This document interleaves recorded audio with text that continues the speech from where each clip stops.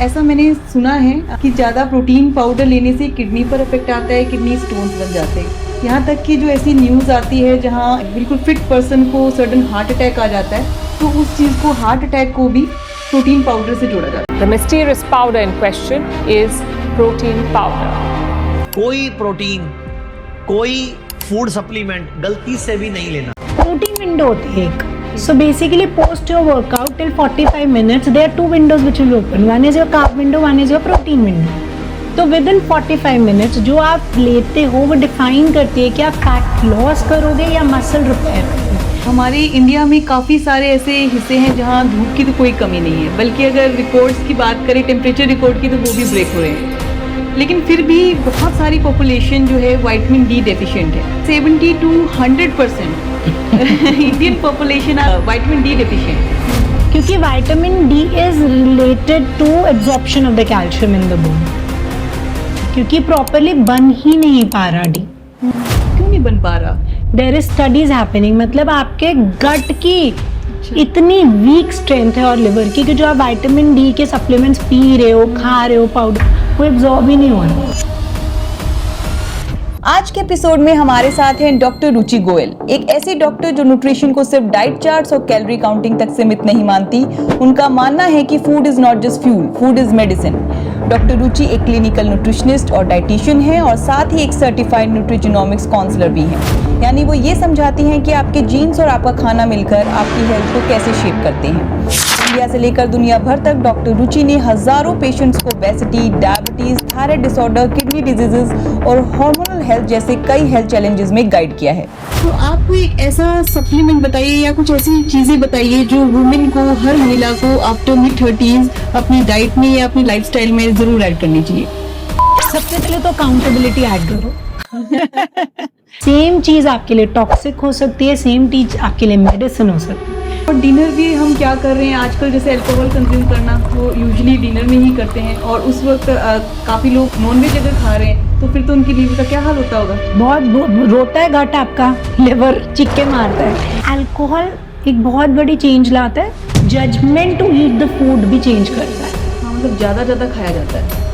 अभी रिसेंटली मेरे साथ हुआ, एक पेशेंट आया, मैम मैं इतनी एक्सरसाइज कर रही हूँ, पता नहीं मैं क्यों नहीं भी पतली हो रही, मेरा वेट लॉस नहीं हो रहा. वो कुछ भी नहीं बेचारी कर रही थी, एक्सरसाइज करके आती थी, मेहनत करके आके एक बड़ा बोल फ्रूट्स का खा लेती थी. तो ये अच्छा नहीं है।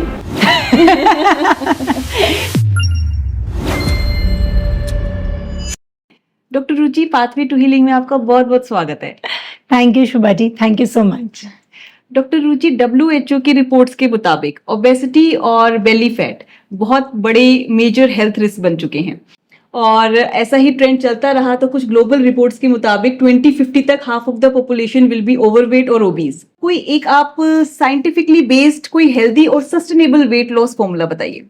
सो हेल्दी वेट लॉस का सबसे अच्छा मंत्र यही है कि आप एक बैलेंस्ड, न्यूट्रिशनली बैलेंस, जो 5वीं कक्षा में हम सबने पढ़ा था ना, what is a nutritional balance diet, है ना, जिसके 5 मैक्रो न्यूट्रिएंट्स कंप्लीट है, माइक्रो कंप्लीट है, और सबसे इम्पोर्टेंट, आप सिर्फ डाइट के साथ नहीं, it has to be combination of your physical activity and the diet both.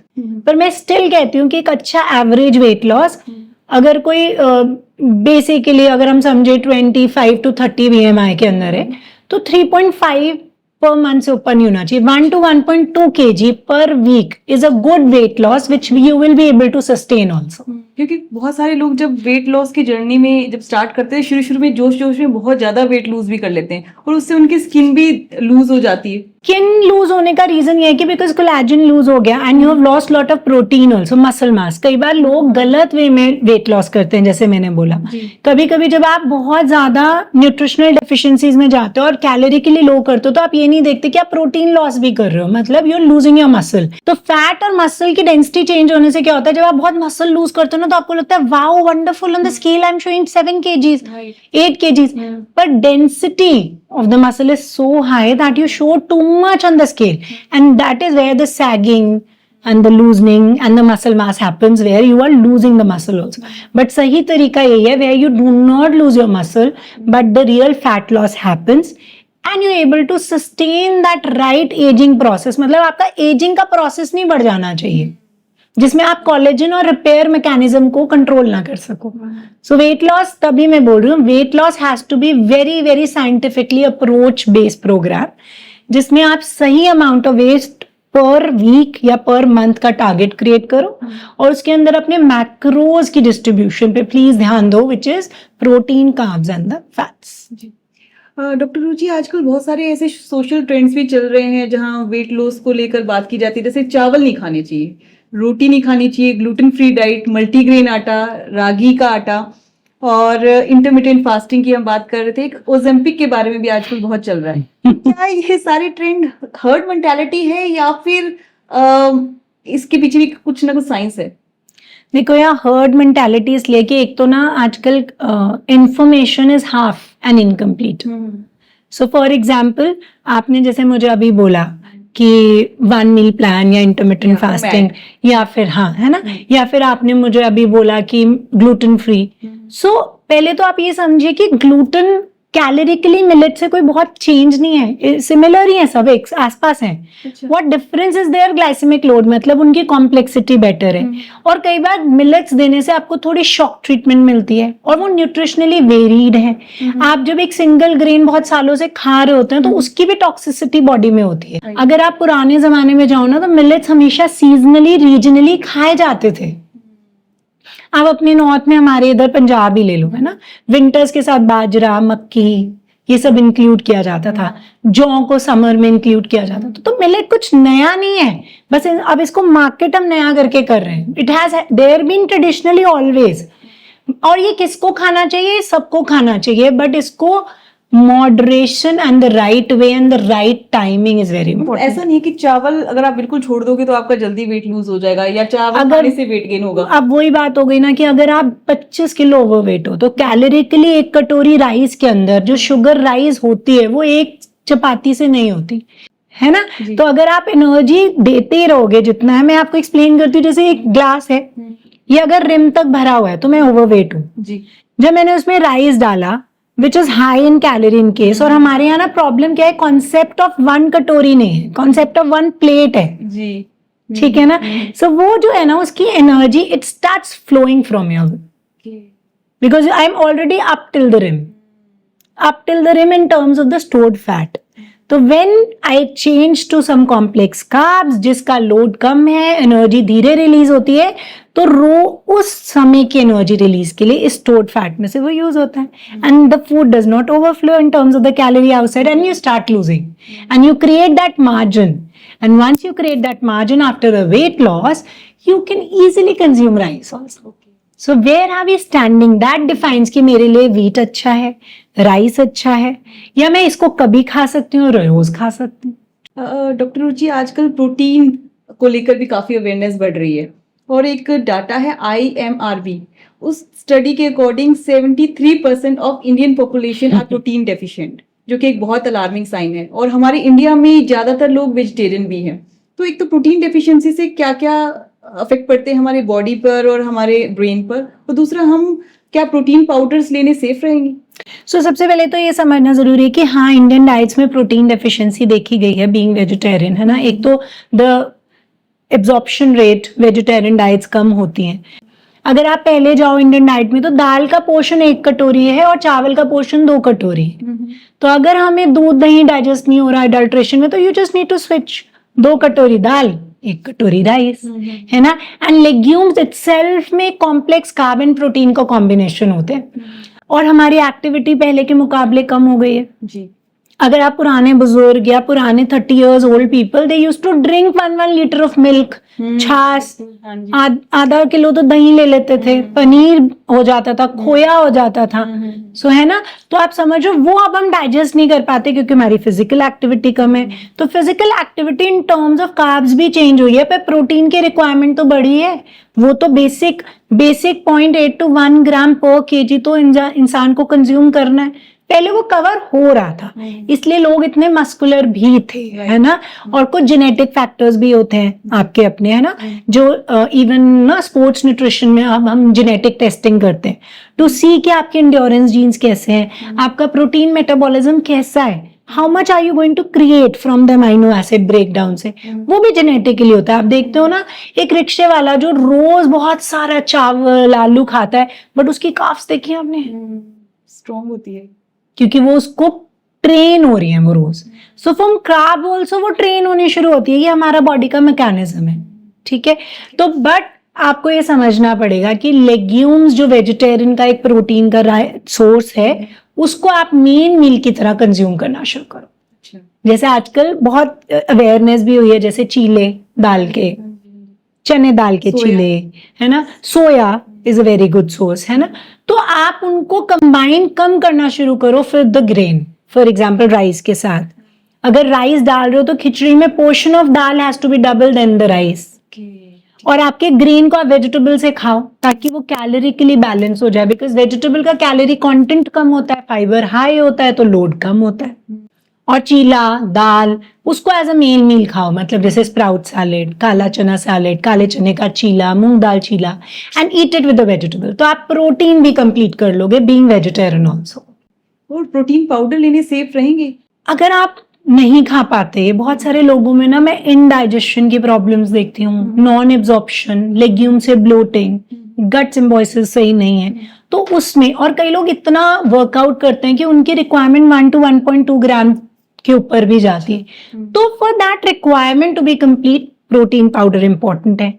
Right to information तो लोगों ने कर लिया कि मेरा राइट है टू नो प्रोटीन लेना है, बट हम अपनी ड्यूटी भी पूरी करना जरूरी है। मतलब it is your duty to be a smart consumer. तो प्रोटीन कितना क्लीन है, कितना सेफ है, और आपकी क्या सोर्सिंग है, वे होनी चाहिए, प्लांट बेस्ड होनी चाहिए, कॉम्प्लेक्स ईस्ट होनी चाहिए, वो आपको स्मार्ट यूजर बनना पड़ेगा। And that information should be gathered from a certified practitioner but not from the Google. Right, क्योंकि आजकल हर दूसरा फिटनेस इन्फ्लुएंसर प्रोटीन पाउडर को प्रमोट कर रहा है, और ऐसा मैंने सुना है, कुछ रील्स में ही देखा था कि ज़्यादा प्रोटीन पाउडर लेने से किडनी पर इफेक्ट आता है, किडनी स्टोन्स बन जाते हैं। यहाँ तक कि जो ऐसी न्यूज़ आती है जहाँ एक फिटनेस बिल्कुल फिट पर्सन को सडन हार्ट अटैक आ जाता है, तो उस चीज़ को, हार्ट अटैक को भी प्रोटीन पाउडर से जोड़ा जाता है। एक्चुअली ना एक सिंगल रीजन नहीं है, किसी भी क्लिनिकल स्टेट का एक सिंगल रीजन कभी भी नहीं होता।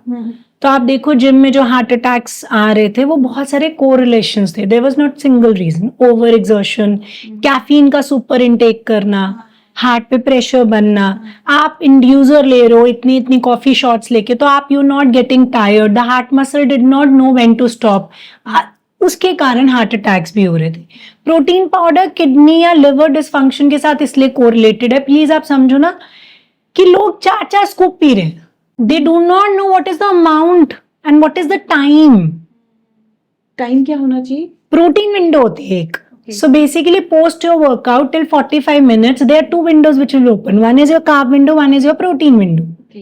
carb window क्योंकि जब आपने एक्सरसाइज करी है तो आपकी requirement to overcome that consume fat भी ओपन हो गई बॉडी में। ठीक है, बॉडी तो मैकेनिज्म है ना, वो तो उसको ओवरकम, उसको वापस रिप्लेनिश करेगी, और प्रोटीन इसलिए कि जो मसल यूज हुई उसको रिपेयर के लिए। तो विद इन 45 मिनट्स जो आप लेते हो वो डिफाइन करती है कि आप फैट लॉस करोगे या मसल रिपेयर करोगे। तो हम इसको प्रोटीन विंडो बोलते हैं। Within 45 minutes of your post workout when you take some protein which is approximately, हम कहते हैं कि अगर 60 kg का बंदा है तो should not be more than 30 to 40% of your own body weight, मतलब वही 24 से 25 ग्राम। तो अगर आप उतना अमाउंट ले लेते हो तो वो आपकी प्रोटीन साइक्लिंग में हेल्प करता है, रिपेयर में हेल्प करता है, और जो एनर्जी थी वो फैट से ही आती है। डॉक्टर रुचि, हमारे इंडिया में काफ़ी सारे ऐसे हिस्से हैं जहाँ धूप की तो कोई कमी नहीं है, बल्कि अगर रिकॉर्ड्स की बात करें, टेम्परेचर रिकॉर्ड की, तो वो भी ब्रेक हो रहे हैं।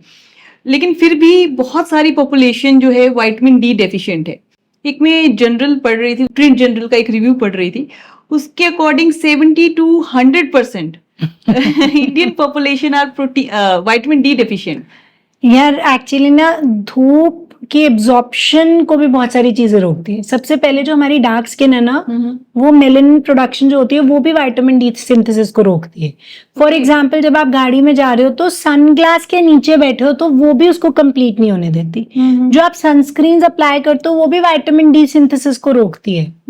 पर वो लगानी नहीं पड़ेगी क्योंकि इससे हमारी स्किन खराब हो जाएगी वरना। तो that is what I am saying कि एपिडेमिकली ये इसलिए देखा जा रहा है because that is a transition change somewhere in the human race. अगर आप देखो क्योंकि vitamin D is related to absorption of the calcium in the bone, है ना। और ये चेंज इन सिंथेसिस हमारे लिवर के कोरिलेशन में है क्योंकि प्रॉपरली बन ही नहीं पा रहा डी। क्यों नहीं बन पा रहा?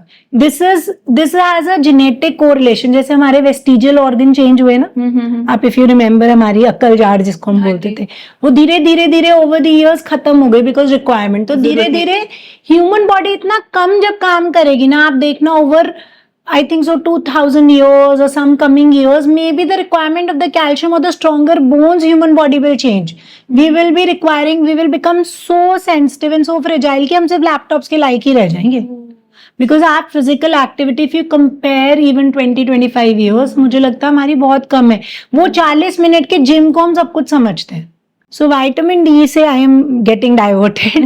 विटामिन डी अगर कम हो रहा है तो देयर आर स्टडीज हैपनिंग कि ये genetically, ecologically are we going through a change which is going to show in the later, क्या इसकी वैल्यूज ही बदल जाएंगी ओवर द पीरियड। बट ये जो हमारी पॉपुलेशन है, ये जो इस टाइम में, इसको तो सप्लीमेंटेशन से उसको अपग्रेड करना पड़ेगा, जरूरी है। एंड सेकेंडली आप किस टाइम एब्जॉर्प्शन, जैसे सन का exposure in the morning before 8 is very good which absorbs the best sunlight when you are there, क्योंकि यूवीबी रेज और इनकी भी एब्जॉर्प्शन के चेंजेस होते हैं। तो this is a complete science related to vitamin D. कई बार poor enteric absorption of vitamin D is also not happening. आपको पता है देयर इज स्टडीज हैपनिंग, मतलब आपके गट की इतनी वीक स्ट्रेंथ है और लिवर की कि जो आप विटामिन डी के सप्लीमेंट्स पी रहे हो, खा रहे हो, पाउडर, वो एब्जॉर्ब ही नहीं हो रहा।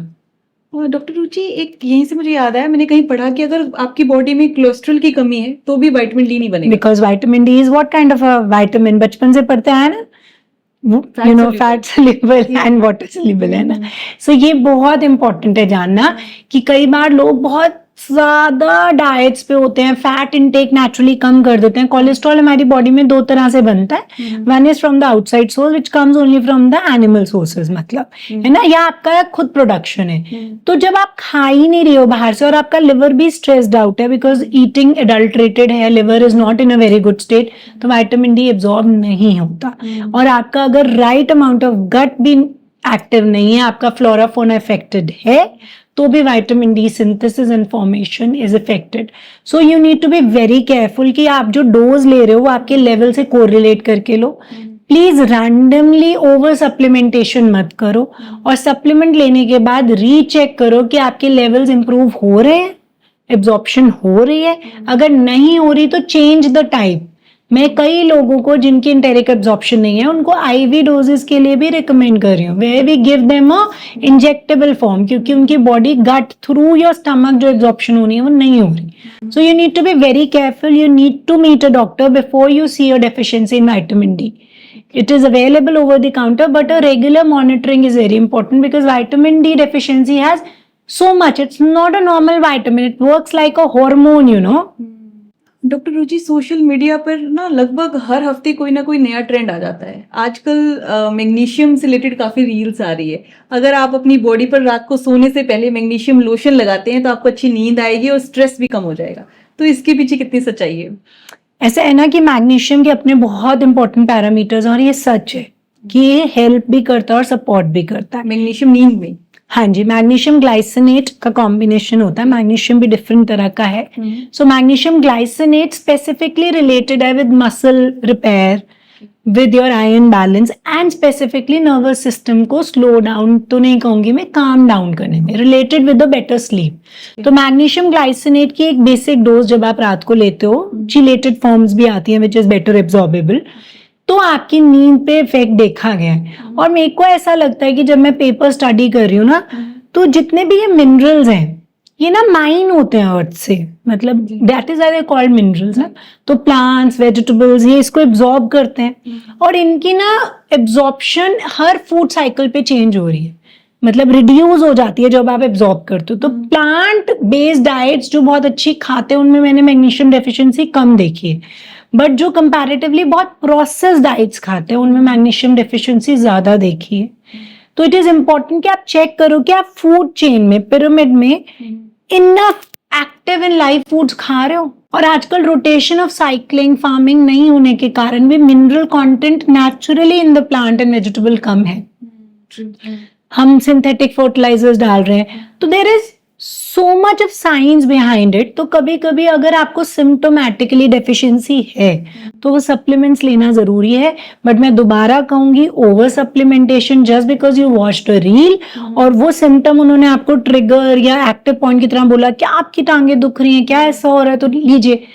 Please get your self, you should consult somebody who is able to correlate the other functions also। और हर के लिए हर सप्लीमेंट नहीं होता। टॉक्सिसिटी और मेडिसिन के बीच में एक छोटी सी थिन लाइन है, depending on the dose and the context of the patient. Same चीज आपके लिए टॉक्सिक हो सकती है, सेम चीज आपके लिए मेडिसिन हो सकती है, डिपेंडिंग राइट डोज आप लेते हो और डिपेंडिंग आप क्लिनिकली कहाँ खड़े हो। डॉक्टर रुचि, आप महिलाओं की हेल्थ पर काफ़ी काम करती हैं और आफ्टर मिड-30s ऐसा देखा जाता है बहुत सारी प्रॉब्लम फेस करती हैं, चाहे बाल झड़ने हो, स्किन की प्रॉब्लम हो, PCOS, thyroid issues, weight imbalance. तो आप कोई एक ऐसा सप्लीमेंट बताइए या कुछ ऐसी चीज़ें बताइए जो वुमेन को, हर महिला को आफ्टर मिड-30s अपनी डाइट में या अपनी लाइफस्टाइल में ज़रूर ऐड करनी चाहिए। सबसे पहले तो अकाउंटेबिलिटी ऐड करो। बीइंग विमेन हम सबसे ज्यादा कम क्या करते हैं, we don't take care of us. True. And अगर आप सब चीजों का ध्यान रख सकते हो ना, तो आप अपनी हेल्थ का भी रख सकते हो। अच्छी बात है, आजकल women have become very very reasonably smart and they take care of themselves. Post 30 सबसे इंपॉर्टेंट है कि हम विमेन ना, we are very much hormonally driven, है ना। मतलब हमारी तो एक सिंगल मंथ के अंदर भी we don't have a single line of hormones which affects your mood, your absorption, your bone health. 100,000 things are there, क्योंकि men में comparatively hormone की single straight line चलती है। Women में all the major 3 hormones have their own variation, peaks and dips। और ये major 3 hormones कौन से हैं? ये ईस्ट्रोजन, टेस्टोस्टेरोन और प्रोजेस्टेरोन, Okay। जो हम हमेशा पढ़ते आए हैं, है ना। तो इन हॉर्मोन्स के फ्लक्चुएशन के साथ अपने आप को कोरिलेट करना सीखो, गेट एजुकेटेड, ठीक है। जैसे अब प्री मेनोपॉज आजकल ये बहुत जल्दी जल्दी होते जा रहे हैं, एज से पहले ही, तो उस वक्त ऐसे कहते हैं एस्ट्रोजन, जैसे आप बात कर रहे थे, उस इम्बैलेंस से कैल्शियम एब्जॉर्प्शन बहुत कम हो जाता है, क्योंकि एस्ट्रोजन का बहुत बड़ा फंक्शन है। दैट इज व्हाई पहले मेनोपॉजल में बोलते थे ना ऑस्टियोपोरोसिस हो रहा है। क्यों होता था? Because absorption of the calcium is related with oestrogen. It's a very big metabolic cycle जिसमें ईस्ट्रोजन वर्क्स विद, और मैंने इसके बारे में बहुत अच्छी एक ना रील अपने इंस्टाग्राम पे डाली है। प्लीज, आई थिंक मेरा मकसद ही है कि आई शुड एजुकेट विमेन, जैसे मैंने आपको बोला, get educated, learn what is happening inside your body. So estrogen has a very big role to play. That is why perimenopause or menopause में we have seen more problems related to osteoporosis, more fractures, more muscle घुटनों pains. का दर्द सबसे ज्यादा महिलाओं में ही होता है। वो इसलिए होता है कि ना, एक तो फिजिकली बहुत big population of the women has never been active, तो मसल एट्रोफी भी हो रही होती है। अच्छा, है ना। और वेट ऑस्टियोपोरोसिस की वजह से भी तो हो सकता है कि ऑस्टियोपोरोसिस तो एक है ही बड़ा रीजन, पर उस बोन स्ट्रेंथ कम हो रही है, ऊपर से मसल एट्रोफी भी हो रही है। तो वो नी क्या, आपकी लेग्स क्या, आपका पेल्विक क्या, everything which is not strong enough will put pressure on your joints. Whereas जो मसल ने काम करना था वो बेचारे जॉइंट पे काम करना पड़ रहा है। So it is important post 30 क्या, from the very starting as a mother, young mother, हम सब बच्चियों को we should teach from the very basic that physical activity is an important part of women। और कैल्शियम सप्लीमेंट्स कितने वो जरूरी हैं? तब जरूरी है जब आपका वैल्यू कम हो। मैं बार बार यही एक्सप्लेन करूंगी, ओवर सप्लीमेंटेशन का कोई फायदा नहीं होता। जब आप बिना बात, इवन विटामिन डी आपको पता है हार्ट में फॉर्म, कैल्शियम के डिपोजिशन करके हार्ट डिजीजेस कॉज करता है। अच्छा, अगर विटामिन डी ज्यादा ले लें तो बिना बात के ले रहे हो आप, तो अगर बिकॉज वो तो एब्जॉर्प्शन से रिलेटेड है। सो कैल्शियम भी तब लेना है अगर आपके कैल्शियम सीरम लेवल्स ठीक हैं, और सिर्फ कैल्शियम सीरम लेवल्स नहीं, डेक्सा स्कैन कराना चाहिए। बट यूजली हम वो 35 के बाद लेट 30s में बोलते हैं, और डिपेंडिंग आपका हार्मोनली पेरीमीनोपॉज कब शुरू हुआ, बिकॉज यूजली पेरीमीनोपॉज भी 4 साल 5 साल तक चल सकता है ना, starting from 6 months to 1 year to 5 years। तो आपका वो जो फेज शुरू हुआ है, जिस टाइम आपका ईस्ट्रोजन सर्जेस और डिप्स आते हैं, उस time it is important that you scan yourself, that you take care of your blood test and the rest of the things to know कि आपके लेवल्स कैसे हैं। तब आपको सप्लीमेंटेशन की जरूरत है। हार्मोनली आपको कैसे अपने आप को बैलेंस करना है। तो विमेन में पोस्ट 30 सबसे इंपॉर्टेंट ये that the regular testing, taking accountability and supplement only when required, and physical activity cannot take a back seat। Doctor Ruchi, gut health को सेकंड ब्रेन बोला जाता है, और ऐसे मैंने कहीं पढ़ा कि ब्रेन में इतने केमिकल्स इतने अमाउंट में नहीं रिलीज होते जितने गट में होते हैं। और गट सिर्फ ऐसा नहीं है कि डाइजेस्टिव इश्यूज से रिलेटेड है, इससे स्किन प्रॉब्लम, इम्यूनिटी सिस्टम हमारा, और आपकी डाइजेशन, आपकी एब्जॉर्प्शन, बेसिकली गट का काम क्या है मैं आपको समझाती हूँ। जो आप खाना खाते हो वो डाइजेस्ट होता है, some amount digested in the food, then some amount goes and get digested, moves to your intestine, and what happens is the assimilation, मतलब जो खाए, yes, that is going to happen there। तो वो जो bacteria है वो बहुत बड़ा रोल प्ले कर रहा है, जो आप नेचुरली नहीं कर पाते, only with enzymes and your own HCl and your stomach acid, it happens। So it is a symbiosis।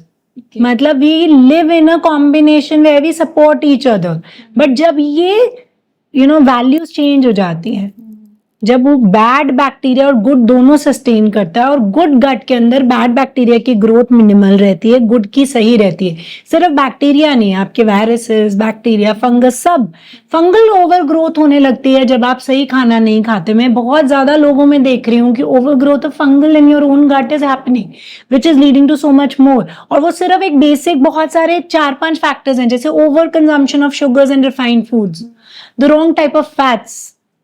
Wrong type of fats क्या होंगे? मतलब बैड फैट्स, जो प्रोसेस फैट्स हैं, जो hydrogenated, fried fats, trans fat जिसमें ज्यादा है। आप आज की डेट में, मैं I don't want to name the brand, सुबह ही मेरे घर किसी का गिफ्ट आया, somebody came and they got, it's a big brand। मैंने पीछे देखा तो इंग्रेडिएंट में fat was hydrogenated oil.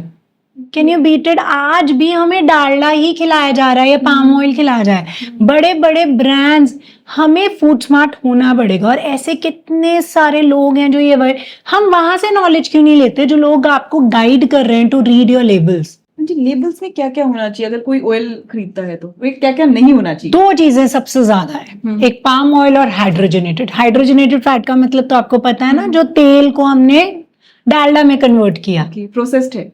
Process नहीं है, तेल के बॉन्ड्स को चेंज कर दिया और वो सॉलिडिफाई कर दिया, जो देसी घी जैसा लगता है। डालडा आता था ना, हाइड्रोजनेशन करी, and that is the one major reason जिसमें इंडिया में हार्ट हेल्थ को इंट्रोड्यूस किया था।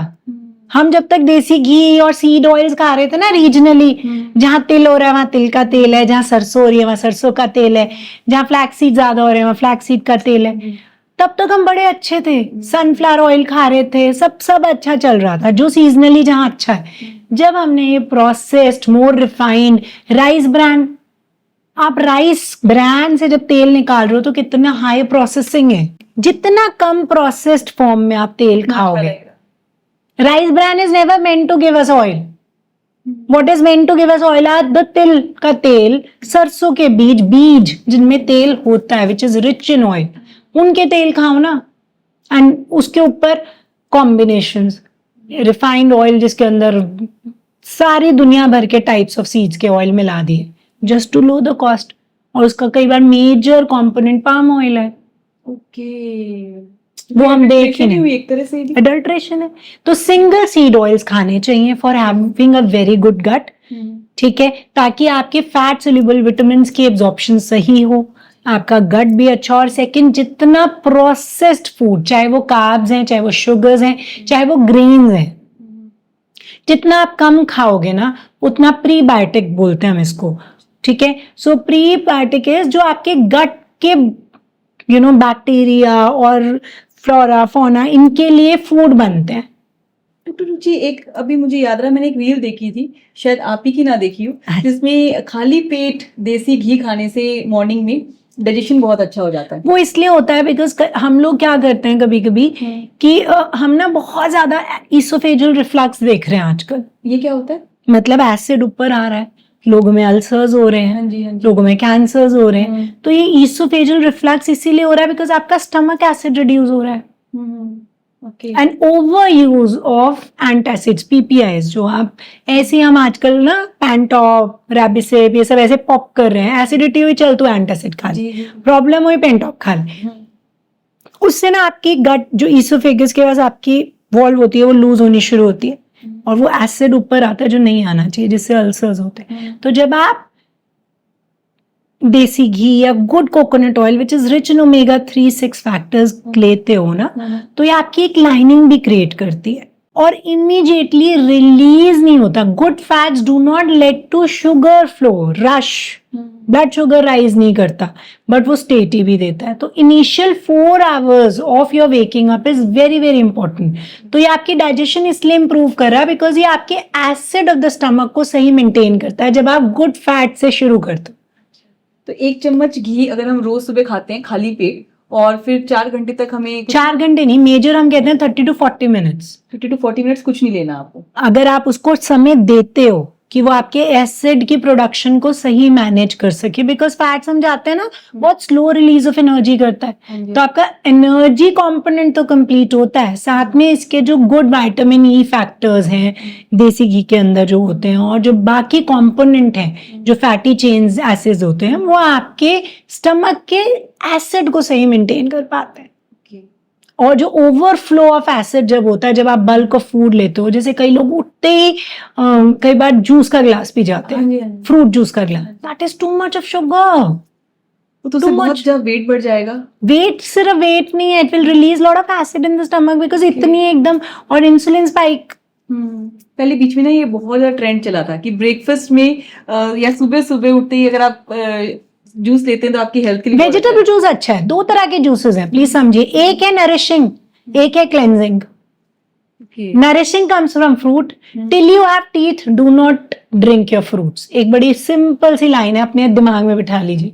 It is meant for the children जिनको एनर्जी या जिनकी कंजम्पशन फूड में नहीं है, पिकी ईटर्स हैं, या फॉर द जेरियाट्रिक जिन्होंने खाना पीना छोड़ दिया, हमें एनर्जी देना जरूरी है, वो एक फाड़ी एप्पल भी नहीं खा पा रहे। लोगों के लिए है ताकि जल्दी से हेल्दी के लिए नहीं है, या फिर उन लोगों के लिए जो नॉर्मल एक बेसिक एक्टिविटी से ऊपर कर रहे हैं, जैसे बहुत एथलीट्स जो 15 किलोमीटर की रन करके आए हैं, उनका ब्लड शुगर ड्रॉप हो रहा है, we need to give them instant energy. Right. उसमें भी हम डाइल्यूटेड फॉर्म्स देते हैं, उसमें भी एंड्योरेंस ड्रिंक्स देते हैं, और which is iron rich also. तो ये तो मेजरली फ्रक्टोज ही है ना।